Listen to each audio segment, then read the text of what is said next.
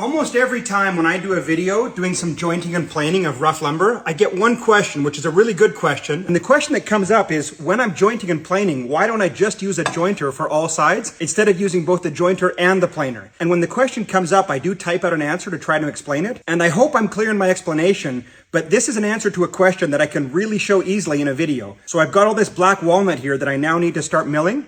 And the first step is to come to the jointer. And when I do that, I can show you why you need to go to the planer afterwards and not just use the jointer if you want to have perfectly square wood. Now, jointers like this big king jointer right here can do a whole bunch of different things, but for the majority of their life, they get used to do two things, and they do those two things really, really well. Number one is to take uneven, cupped, or twisted lumber and get you one good, clean, flat surface on the bottom. And the second is then to put that flat surface up against this fence right here and get you a perfect 90 on the second edge. And all jointers have the same main components. You have an outfeed table right here, which you can adjust up and down, but you usually just leave it exactly where it is.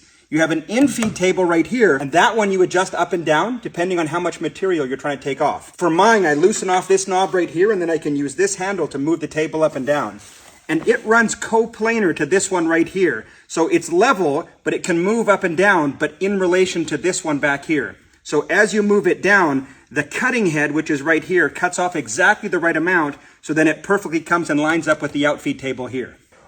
All jointers will have a cutter head right here, and they'll come in different sizes and different types. Mine is a 12-inch. You can get them bigger, and you can also get them smaller. And mine has a spiral head right here with these carbide inserts. I prefer the spiral head because these little carbide inserts right here, you can loosen off and flip around every time they're dull. And if you happen to process material that has a rock or a nail in it, and you hit one of your blades, you can just replace that blade instead of the entire blade. These are also quieter and less taxing on your motor. And the last key component, and something you want to be very precise about, is this fence back here. You want to make sure that it's set at perfectly 90 degrees. And then when you go to mill your wood, you know everything will come out at a perfect 90. And then when you move on to do joinery and the rest of your project, you'll cuss and swear a whole lot less because everything's fitting together nice. Okay, so this is a chunk of 7x4 black walnut, and it's all rough as you can see. The first step for any wood that eventually becomes furniture is obviously for the tree to get cut down, and then that tree is milled into rough dimensions. The rough dimension lumber then will go to a kiln or just sit outside. And in the kiln or sitting outside while it's drying, that wood is going to move and twist and bend and try and find an equilibrium. Depending on the tension in the wood, it might shift a bit right or left. It might dry at different rates inside of a piece of wood. And as the wood dries, it also shrinks. This is why 2x4s or 2x6s or 2x8s aren't actually 2x4s or 2x6s or 2x8s in the store. They start off cut at 2x4s, but when they go through the drying process, the wood shrinks a little bit, and then that wood also gets planed and milled so that it's nice and smooth when you get it, and that takes off some of the 2x4. So you end up with 1.5 by 3.5. So same thing with all dimensioned lumber. It's going to shrink a little bit and it's going to move a little bit. So the first step of the jointer is to try get everything back level again. So first thing that I want to do is this bottom side right here, I want to take from being a rough piece of wood that has a little bit of a cup in it, and I'm going to run it over the planer enough times until it's perfectly smooth.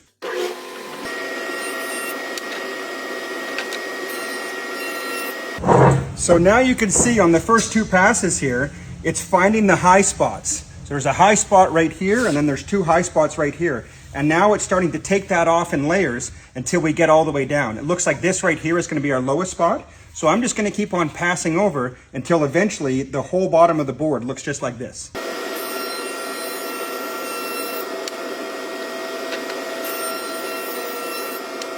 And now with two more passes, you can see we're getting close to being done. This whole part right here and all along here has now become nice and flat. And we just have this last little bit right here to make it so that it's all perfectly flat.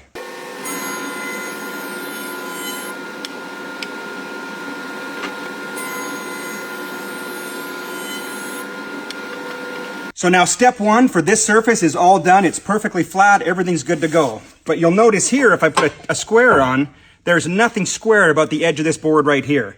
And same thing on this other side. They're just both out of whack. So we need to choose one side and then square it up perfectly so that it's at a perfect 90 in reference to this face right here. So I'll take this big chunk of wood here and I'm going to put the milled face up against the edge of this fence right here.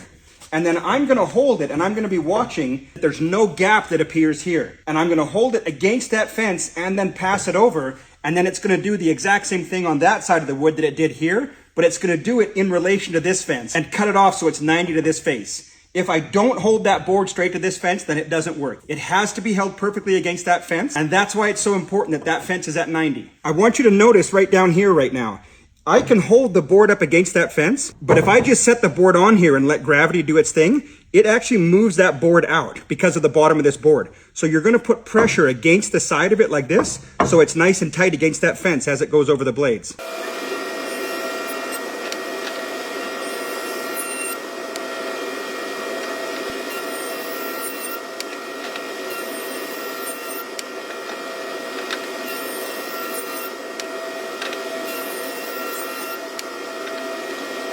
Okay, and now this side is done. And if everything was set right, if we put the square on here and line it up, that should be at a perfect 90 degrees, which luckily it is. So now the question is, if that worked so well on these two sides, why don't I just do it on this side and this side? And that's because the way that most woodwork machines are designed is the cutter head or the blade or the router or whatever it is wants to cut in reference to something. So the reason I was able to get this one at perfect 90 is because we were going off of a reliable flat surface right here. And when I held it up against that fence, the blade was able to make the cuts in relation to this surface right here. So right now, if I flip this whole board over, it actually can't go in relation to anything. I mean, you could hold this up against that, but this is the shorter edge, and then you have the longer one, and try and hold this one to that one and get it 90.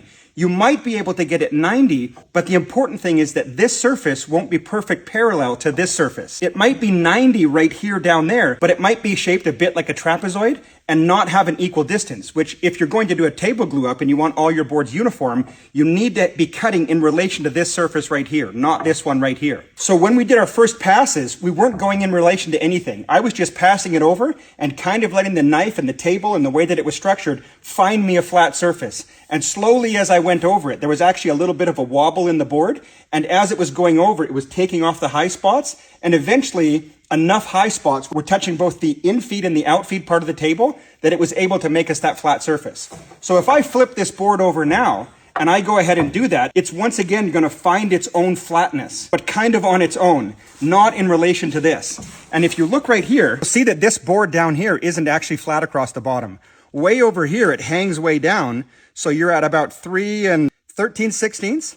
And then over on this side, you're at about 3 9/16. So the board, when we passed it over the planer, would likely end up with a flat surface, but it would take this side off right here and then kind of come up at an angle, which means that our board wouldn't be a uniform thickness from top to bottom. And we want to make sure that whatever the final measurement is down here is exactly parallel to this top line right here. So this is going to be a little repetitive, but basically I can get a flat surface here using the jointer. It just will not be parallel to the bottom here. So if you're doing a table glue up or a panel glue up or anything, you want your boards to be all exactly. Let's say you were choosing 3.5 inches. You want them all to be exactly 3.5 inches. And it could be 3.5 inches on this side, and it could be 3 3/4 on this side, and it could be down to 2 3/4 on this side. We're not actually sure. So a planer, to a degree, is the inverse of a jointer, where now you have a bed on the bottom and you have a cutter on the top. So you can put a board in and the bottom is now your reference and it feeds through, but it stays flat. And that cutter now shaves some off the top, but in relation to the bottom. And then you'll progressively take some off until you reach your final thickness. And then you know you have uniform boards. That's why you have to go from the jointer to the planer and not do it all on just this one. And the exact same applies now to this side. Let's say we were trying to get exactly 7-inch wide boards. This one might be 7 1/4 out here and it might be 7 1/2 there. So we can't just run this across on the jointer and then end up with the same width of boards. To get this side square, you can either run it through the planer if your board is wide enough and it won't tip at all, or you can take it over to your table saw and then you can run this up against your table saw face and then your blade will exactly cut you off a uniform distance from this edge, or your track saw, or whatever you're going to use. But now you have a flat and predictable surface on this side to cut this one off, so it's nice and flat and uniform.